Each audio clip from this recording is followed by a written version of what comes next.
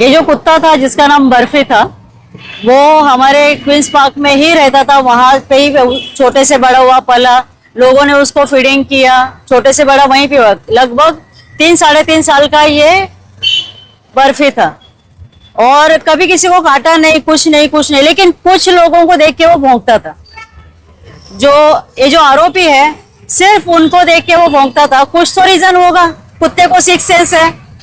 तो इन लोगों ने इसके पहले भी ये बर्फी को बांबू से मारा था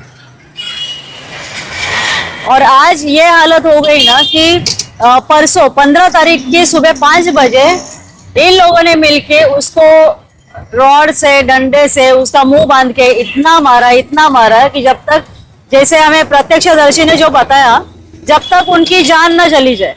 और फिर उसको एक थैली में डाल के, उनका स्टेटमेंट है कि उत्तन में जाके हमने फेंक दिया। तो ये आप बोलिए कितनी क्रूरता है। और ये मुद्दा इतना गंभीर है ना कि एक कुत्ते की जान यानी कुछ मायने नहीं रखती है क्या? सबसे पहले तो ये चीज है।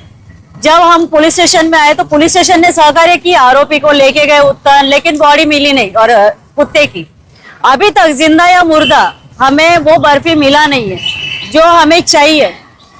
जिस भी हालत में हमें सामने चाहिए बर्फी। और कल जाके रोशन जी पाठक है पर्ल फाउंडेशन से, ये जब साथ में आए तब मुझे भी कुछ सेक्शन पता नहीं थे, तो इनकी सहायता से हमने वो पुलिस वालों के ऊपर प्रेशर डाला और वो सेक्शन लगाए। जो कि खेत की बात है कि यहाँ के जो पीआई मैडम है वो बोल रहे थे कि ये सेक्शन मुझे भी इतने ज्यादा पता नहीं है।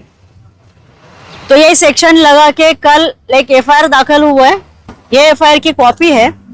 मुझे लग रहा है कि कोई भी एनिमल हो या सबको यहाँ पे रहने का अधिकार है और किसी को राइट नहीं कि वो जहाँ पे रह रहे यहाँ से उसको दूसरी जगह पे भेज दे।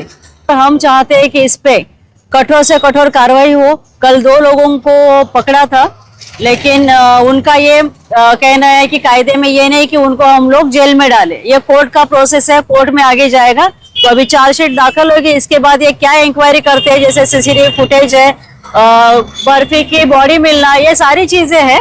चार्जशीट में देखते हैं आगे वो क्या करते हैं। इसके बाद हमारा जो लीगल है ना वो चलेगा। लेकिन ये एक सबक है सबके लिए कि कोई भी है एनिमल्स को। और इस माध्यम से मैं एक बात और कहना चाहूंगी, ये जितने भी होटल में काम करने वाले लोग